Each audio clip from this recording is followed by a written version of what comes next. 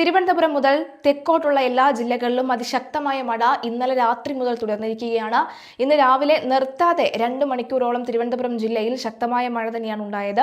മലയോര മേഖലകളിൽ അതിശക്തമായ മഴയാണ് തിരുവനന്തപുരം ജില്ലയിൽ ഉണ്ടായിരിക്കുന്നത്. അതേസമയം സംസ്ഥാനത്ത് മറ്റ് ജില്ലകളിലും ഇന്ന് പരക്കെ മഴയുണ്ട്. 8 ജില്ലകളിൽ ഓറഞ്ച് അലർട്ടും 6 ജില്ലകളിൽ യെല്ലോ അലർട്ടുമാണ്. പത്തനംതിട്ട, കോട്ടയം, ഇടുക്കി, മലപ്പുറം, കോഴിക്കോട്, വയനാട്, കണ്ണൂർ, കാസർഗോഡ് ജില്ലകളിൽ ഓറഞ്ച് അലർട്ട് വരുന്നു. ഈ ജില്ലകളിൽ ശക്തമായ മഴയ്ക്കും ഒറ്റപ്പെട്ട അതിശക്തമായ മഴയ്ക്കും സാധ്യതയുണ്ട്. കേരള തീരത്ത് നിന്ന് കടലിൽ പോകുന്നതിന് വിലക്കുണ്ട്. നാളെ കൂടി വ്യാപകമായി മഴ കിട്ടുമെന്നാണ് കാലാവസ്ഥാ പ്രവചനം. കനത്ത മഴയെ തുടർന്ന് സംസ്ഥാനത്തെ 7 ജില്ലകളിലെ വിദ്യാഭ്യാസ സ്ഥാപനങ്ങൾക്ക് ഇന്ന് അവധിയാണ്. എറണാകുളം, കണ്ണൂർ, വയനാട്, പത്തനംതിട്ട, ആലപ്പുഴ, കോട്ടയം, കാസർഗോഡ് ജില്ലകളിലാണ് അവധി. ഇതുകൂടാതെ ഇടുക്കി, തൃശൂർ ജില്ലകളിലെ ദുരിതാശ്വാസ ക്യാമ്പുകൾ പ്രവർത്തിക്കുന്ന സ്കൂളുകൾക്കും അവധി ബാധകമായിരിക്കും. അതേസമയം കോട്ടയത്തെ കിഴക്കൻ മലയോര മേഖലകളിൽ ഉൾപ്പെടെ ഇടവിട്ടുള്ള ശക്തമായ മഴയിൽ മീനച്ചിലാറിലെ ജലനിരപ്പ് വീണ്ടും ഉയർന്നു. പാലാ വലിയ പാലത്തിലെ സ്കെയിൽ പ്രകാരം ഇന്നലെ 9 അടിയായി താഴ്ന്നിരുന്ന വെള്ളം രാത്രിയോടെ 12 അടിയായി ഉയർന്നു. എന്നാൽ റോഡ് ഗതാഗതത്തിന് തടസ്സമില്ല. അതേസമയം മീനച്ചിലാർ കരകവിഞ്ഞ് കുമരകം, തിരുവാർപ്പ് ഉൾപ്പെടെയുള്ള പ്രദേശങ്ങളിൽ വെള്ളക്കെട്ട് ഉയർന്ന നിലയിൽ തുടരുകയാണ്. മൂവാറ്റുപുഴയാർ കടന്നുപോകുന്ന വൈക്കം, തലയോലപ്പറമ്പ് പ്രദേശങ്ങളിലും വെള്ളക്കെട്ട് രൂക്ഷമായി. ജില്ലയിൽ 139 ദുരിതാശ്വാസ ക്യാമ്പുകളിലായി 12,000 പേരാണ് കഴിയുന്നത്. മഴക്കെടുതിയിൽ റോഡുകൾ തകർന്ന ഈരാറ്റുപേട്ടയിലെ പ്രദേശങ്ങൾ പൊതുമരാമത്ത് മന്ത്രി പി.കെ. ബഷീർ ഇന്ന് സന്ദർശിക്കും. അതേസമയം ഇടവേളയ്ക്ക് ശേഷം വീണ്ടും മഴ ശക്തമാകുന്നു. അടുത്ത വരും മണിക്കൂറിൽ സംസ്ഥാനത്തുടനീളം അതിതീവ്ര മഴയ്ക്ക് സാധ്യതയുണ്ടെന്ന് കേന്ദ്ര കാലാവസ്ഥാ വകുപ്പ് മുന്നറിയിപ്പ് നൽകിയിട്ടുണ്ട്. മഴ കനക്കുന്ന പശ്ചാത്തലത്തിൽ സംസ്ഥാനത്തെ 14 ജില്ലകളിലും ഉയർന്ന ജാഗ്രതാ നിർദ്ദേശമാണ് പുറപ്പെടുവിച്ചിട്ടുള്ളത്. മലയോര മേഖലകളിലും തീരദേശത്തും ഒരുപോലെ മഴ കനക്കുമെന്നാണ് പ്രവചനം. തുടർച്ചയായി പെയ്യുന്ന മഴ പലയിടങ്ങളിലും പ്രളയഭീതി സൃഷ്ടിച്ചിട്ടുണ്ട്. മഴയുടെ തീവ്രത കണക്കിലെടുത്ത് പത്തനംതിട്ട, കോട്ടയം, ഇടുക്കി എന്നീ 3 ജില്ലകളിൽ കേന്ദ്ര കാലാവസ്ഥാ വകുപ്പ് റെഡ് അലർട്ടാണ് കഴിഞ്ഞ ദിവസങ്ങളിൽ പ്രഖ്യാപിച്ചത്. ഇന്നത് ഓറഞ്ച് ആയിട്ടുണ്ട്. ഇവിടെ അതിതീവ്ര മഴയ്ക്കുള്ള സാധ്യതയാണ് പ്രവചിക്കപ്പെട്ടിരിക്കുന്നത്. നദികളിൽ ജലനിരപ്പ് ഉയരുന്നതും ഉരുൾപൊട്ടൽ ഭീഷണിയുമാണ് മലയോര മേഖലകളിലെ കൂടുതൽ ആശങ്കയിലാഴ്ത്തുന്നത്.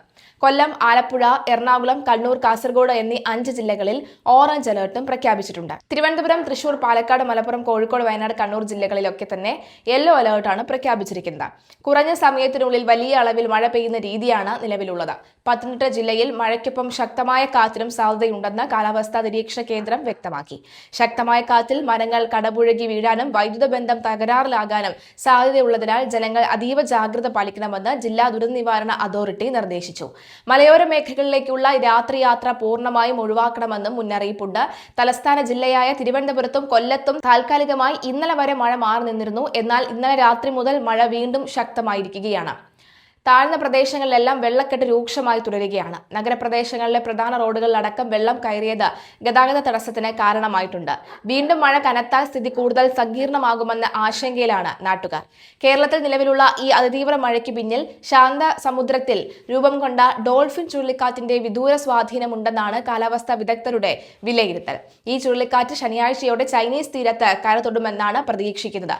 ചൈനയിൽ കരതൊട്ട് ചുഴലിക്കാറ്റ് ദുർബലമാകുന്നതോടുകൂടി കേരളത്തിലും മഴയുടെ ശക്തിയിൽ കുറവുണ്ടാകും. ഡോൾഫിൻ ചുഴലിക്കാറ്റിന് പുറമെ ഫിലിപ്പീൻസ് സമീപത്തായി ഗുജിറ എന്ന പേരിൽ മറ്റൊരു ചുഴലിക്കാറ്റും സജീവമായി നിലനിൽക്കുന്നുണ്ട്. ഈ പ്രതിഭാസങ്ങളും അറബിക്കടലിൽ നിന്നുള്ള ഈർപ്പവുമുള്ള കാറ്റിന്റെ സാന്നിധ്യവുമാണ് സംസ്ഥാനത്ത് മഴ ശക്തമായി നിലനിർത്തുന്നത്. കടൽ പ്രക്ഷുബ്ധമാകാൻ സാധ്യതയുള്ളതിനാൽ തീരദേശത്തുള്ളവരും ജാഗ്രത പാലിക്കണം. പെട്ടെന്നുണ്ടാകുന്ന പ്രളയ സാഹചര്യങ്ങൾ നേരിടാൻ മുഴുവൻ ജില്ലാ ഭരണകൂടങ്ങൾക്കും സജ്ജരായിരിക്കാൻ സർക്കാരും ദുരന്ത നിവാരണ അതോറിറ്റിയും നിർദ്ദേശം നൽകിയിട്ടുണ്ട്. ദുരിതാശ്വാസ ക്യാമ്പുകൾ തുറക്കുന്നതിനും ആളുകളെ സുരക്ഷിത സ്ഥാനങ്ങളിലേക്ക് മാറ്റുന്നതിനുമുള്ള മുന്നൊരുക്കങ്ങൾ റവന്യൂ വകുപ്പ് പൂർത്തിയാക്കി. NDRF സംഘങ്ങളും സജ്ജമാണ്. മലയോര മേഖലകളിലൂടെ ഒഴുകുന്ന പുഴകളിലും അരുവികളിലും ജലനിരപ്പ് പെട്ടെന്ന് ഉയരാൻ സാധ്യതയുണ്ട്. അതിനാൽ പുഴകളിൽ ഇറങ്ങുന്നതിനോ മീൻ പിടിക്കുന്നതിനോ വിലക്കുണ്ട്. മണ്ണിടിച്ചിൽ ഭീഷണിയുള്ള പ്രദേശങ്ങളിൽ വസിക്കുന്നവർ അധികൃതരുടെ നിർദ്ദേശാനുസരണം മാറി താമസിക്കാൻ തയ്യാറാകണമെന്ന് ദുരന്ത നിവാരണ അതോറിറ്റി അഭ്യർത്ഥിച്ചു. മത്സ്യത്തൊഴിലാളികൾ യാതൊരു കാരണവശാലും കടലിൽ പോകരുതെന്ന് കേന്ദ്ര കാലാവസ്ഥാ വകുപ്പ് കർശന നിർദ്ദേശം നൽകിയിട്ടുണ്ട്. കേരള തീരത്ത് ഉയർന്ന തിരമാലകൾക്കും കടലാക്രമണത്തിനും സാധ്യതയുണ്ട്. കൺട്രോൾ റൂമുകൾ 24 മണിക്കൂറും പ്രവർത്തന സജ്ജമാണെന്നും അടിയന്തര സാഹചര്യങ്ങളിൽ ജനങ്ങൾ താലൂക്ക് കൺട്രോൾ റൂമുകളിലോ പോലീസിലോ ബന്ധപ്പെടണമെന്നും അധികൃതർ അറിയിച്ചു. സംസ്ഥാനത്ത് കനത്ത മഴയും പ്രളയക്കെടുതിയും തുടരുന്ന പശ്ചാത്തലത്തിൽ ദുരിതാശ്വാസ ക്യാമ്പുകളുടെ പേരിൽ വ്യാജ വാർത്തകളും കുത്തിത്തിരിപ്പുകളും ഉണ്ടാക്കി റേറ്റിംഗ് കൂട്ടാൻ ശ്രമിക്കുന്ന റിപ്പോർട്ടർ ടിവിക്കെതിരെ ചാനലിലെ മാധ്യമപ്രവർത്തകർക്കെതിരെയും സൈബർ ഇടത്തിൽ കടുത്ത വിമർശനം. ചങ്ങനാശ്ശേരിയിലെ ദുരിതാശ്വാസ ക്യാമ്പിൽ ആളുകൾക്ക് ഭക്ഷണവും പായയും ലഭിക്കുന്നില്ലെന്ന് കാണിച്ച് റിപ്പോർട്ടർ ടിവി നൽകിയ വാർത്തയുടെ പേരിലാണ് വിമർശനം ശക്തമാകുന്നത്. ഇവിടെ എത്തിയ ചാനൽ ലേഖകന്റെ പെരുമാറ്റവും വിമർശനങ്ങൾ ഇടയാകുന്നു. റിപ്പോർട്ടർ ചാനലിന്റെ ഈ വാർത്ത ഏറ്റുപിടിച്ച് CPM സംസ്ഥാന സെക്രട്ടറി MV ഗോവിന്ദൻ അടക്കമുള്ള പ്രമുഖ നേതാക്കൾ സർക്കാരിനെതിരെ രംഗത്ത് വന്നത് രാഷ്ട്രീയ മുതലെടുപ്പിന്റെ ഭാഗമാണെന്ന വിമർശനവും ശക്തമാണ്. ചങ്ങനാശ്ശേരി LP സ്കൂളിൽ വൈകുന്നേരം പെട്ടെന്ന് തുറന്ന ക്യാമ്പിൽ പ്രാഥമിക സൗകര്യങ്ങൾ ഒരുക്കുന്നതിനിടയിൽ ചില സാങ്കേതിക തടസ്സങ്ങൾ ഉണ്ടായിരുന്നു. എന്നാൽ ഇതിനെ വൻ ദുരന്തമായി ചിത്രീകരിക്കുകയായിരുന്നു ചാനൽ. സ്ഥലത്തെ സ്ഥിതിഗതികൾ വിലയിരുത്താനും ജനങ്ങളെ സഹായിക്കാനുമായി ക്യാമ്പിലെത്തിയ പ്രാദേശിക ജനപ്രതിനിധി വിനു ജോബ് MLAയോട് റിപ്പോർട്ടർ ചാനലിലെ ഫീൽഡ് റിപ്പോർട്ടർ കാണിച്ച ധാർഷ്ട്യവും ഗുണ്ടായിസവുമാണ് ഇപ്പോൾ വലിയ തോതിൽ വിവാദമായിരിക്കുന്നത്. ജനപ്രതിനിധിയുടെ തോളിൽ കൈയിടുകയും വിരൽ ചൂണ്ടി ഭീഷണിപ്പെടുത്തുന്ന രീതിയിൽ സംസാരിക്കുകയും ചെയ്ത റിപ്പോർട്ടറുടെ പെരുമാറ്റം വലിയ വിരോധത്തിനിടയാക്കിയിട്ടുണ്ട്. ഒരു ജനപ്രതിനിധിയോട് തോളിൽ കൈയിട്ട് ധാർഷ്ട്യത്തോടുകൂടി സംസാരിക്കാനും വെല്ലുവിളിക്കാനും മാധ്യമപ്രവർത്തകന് ആരാണ് അധികാരം നൽകിയതെന്ന ചോദ്യമാണ് പൊതുസമൂഹത്തിൽ നിന്നും ഉയരുന്നത്.